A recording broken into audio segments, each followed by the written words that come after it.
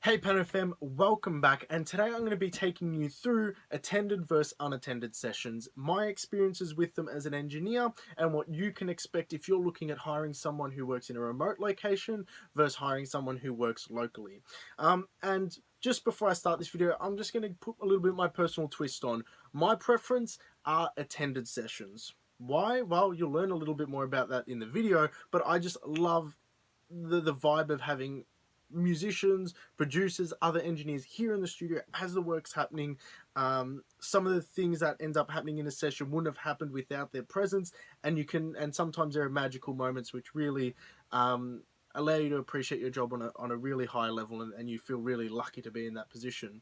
But anyway, I'll move on. So firstly, let's talk about attended sessions, because I just started that dialogue. For me, I love them. Why I just said exactly. But for the client, it's a really good opportunity to listen to your work come together as it happens. And you might have certain convictions about what you want, but when you actually hear it come together in real time, it might make you question your convictions, or also give you some comfort in your ideas that they're coming together very, very well. And it's a good thing. The other thing is you're going to be listening to your music in an environment you haven't listened to it in before, and that's really important, especially if you're going to a local engineer or a local studio where they've got a very well treated room. You're going to hear things that you've never heard, and that's really eye-opening experience and a great learning experience for yourself. In terms of working on a project attended, yes, sometimes some engineers might charge a little bit more because, yeah, at times it can extend the length of a project.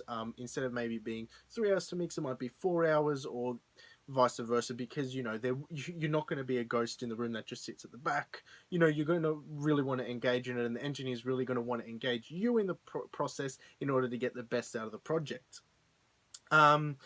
The only caveat to this is usually going to be working around their time. So if they work business hours and you work business hours, sometimes it can be a little bit hard to navigate.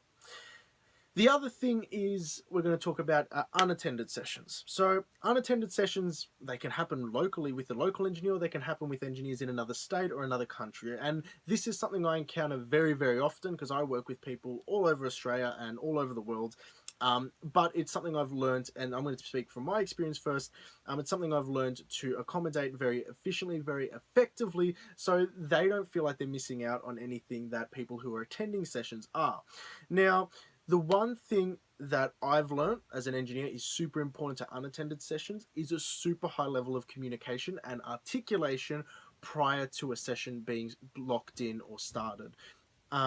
Understanding the whole scope of a project, having that level of communication where you do hop on a Skype call, you do have to send a few emails back and forth, is super important.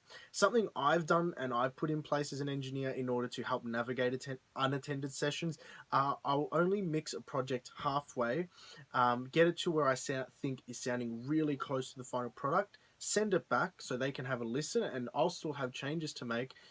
So that way, when they send it back, they'll send it back with notes in case I've taken it in a direction they might not have wanted to before I actually finish it. And that's something I've found has come to great effect. Some things about unattended sessions you should have a little bit of warning about is just to make sure when you're looking for an engineer who might not be in your locale or might be working remotely, is to test the level of communication, see if you guys think on the same wavelength, have the same ideas, and see the project as a whole in the same light, because sometimes that can be really hard to convey in just typing. In terms of emails back and forth, it might be worth jumping on a Skype session, seeing what sort of references they might send you and what sort of ideas they have compared to what you're sending them, because I think that's really gonna dictate the success of a relationship, especially when you're mixing a larger project. But guys, those are my thoughts on attended versus unattended sessions, my experiences and my experiences that other people have had in terms of engaging other engineers in those processes.